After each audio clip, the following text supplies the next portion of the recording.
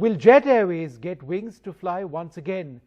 Belatedly, there is fresh hope. A resolution plan submitted by a consortium of London-based Kalrock Capital and the UAE-based businessman Murari Lal Jalan has been approved on Saturday by creditors of the airline. Joining us now, a very special guest, someone right in the thick of trying to save the airline, Ashish Chhawchharia, the National Head of Restructuring Services at Thornton Bharat.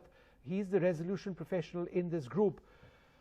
Firstly, Ashish, did you ever expect that this day would emerge when, despite so many things not working out in the past, there have been other groups who've come and said that, look, we want to save the airline. They've all failed.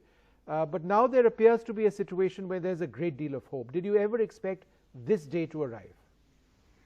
Hi, good evening, Vishnu, and it's great to be here. And the answer to that question is no. It's definitely I'm really pleased to be where we are today. We have seen a lot of ups and downs in this 15-month period. Especially after the impact of COVID was fully felt. We had already done 3 rounds of effort to try and find a suitable buyer. And we got a lot of bidders, we got a lot of interest, but ultimately that didn't result in our plan. But having where we are today and having done that through this COVID period is certainly a very pleasing experience. And I think, my team, we have worked tirelessly, I think, through this period. So a lot of credit goes to, my team and, the regulators, and the banks, the lenders who have supported throughout with their patience. So I think, it's a great thing. We have achieved a huge milestone, this week. So $4.1 billion in debts is where Jet Airways stands. That's some estimates. Are the new prospective owners of the airline willing to pay off these debts? So Vishnu, just a quick caveat, some of the things I cannot talk on this program. It is confidential. The process is still ongoing. Sure. So I will only be able to share, what is publicly possible to share. So having said that, this is a process being run under the Insolvency and Bankruptcy Code. And there are obviously reliefs available within the code, wherein a new buyer, when they come in, they can almost start afresh. And, they have the assets, the brand, the goodwill that Jet carried all this while. And with some of the liabilities, how they want to settle, how they have agreed to settle, and the lenders in their commercial wisdom have accepted that offer. So there is a lot of hope now that once we achieve the next couple of steps, I think we can make Jet fly again. And what are those next couple of steps? What happens next?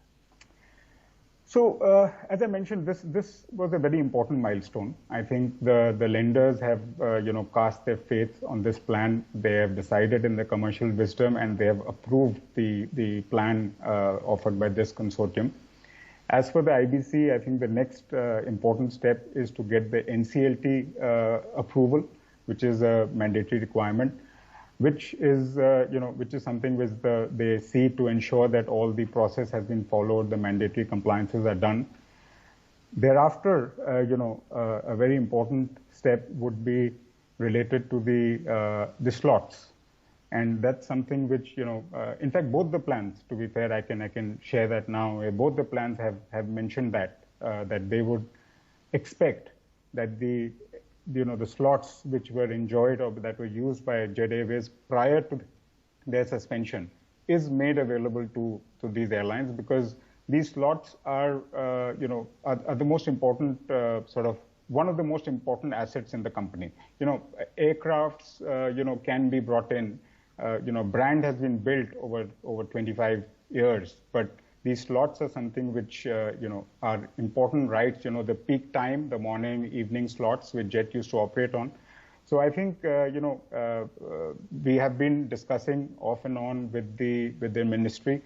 You may be aware that slots are actually allocated by the Ministry of Civil Aviation. They're based on certain rules, guidelines, and how airlines procure these slots over the years. In some of the countries, these slots are actually a tradable commodity, but in India it's not. One cannot trade. It's almost something similar to the spectrum, where Sure. the government allocates it to the Right. company, and that's how getting these back from the government will be a very important sort of precedent. Right. So you'll be looking for government support to get the slots or the routes which were given to Jet earlier on back. That's an important point. What about the aircraft themselves? Many of the aircraft were leased aircraft. Some of them were owned by Jet. What is their condition? Would you be able to fly with those same aircraft, or would you be looking to buy new aircraft or lease new aircraft? So the resolution applicants, they have obviously laid out a very detailed business plan on how they see the revival of the business. It involves a combination of using the existing aircrafts. You might be aware that, as you rightly said, there were aircrafts which were leased, aircrafts which were owned by the company. The leased aircrafts, as usually it happens in these situations, even before insolvency started, they were promptly deregistered and in fact taken back by the lessors. But even now, Jet has some of his own aircrafts, these wide-bodied aircrafts. I'm sure you must have seen it. 6 777s, yes. We have 6 777s. And A330s, yeah. 3 A330s, and we have 3 737s as well. So we have maintained these aircrafts all these months. We have engaged the technical team from Jet. We have created a small asset preservation team who has been managing and maintaining these aircrafts as per the DGCA requirements. So we believe, while they may not be ready to fly tomorrow, but we have tried to maintain it in a way that they don't deteriorate in value. So obviously the company will need to bring in more aircrafts. And today, as you know, in the situation where the global aviation sector is today, I don't think a supply of aircrafts is going to be a big problem at the moment. So they have plans to bring in sort of new aircrafts, right, and as well as utilize these. And Ashish, a final question to you.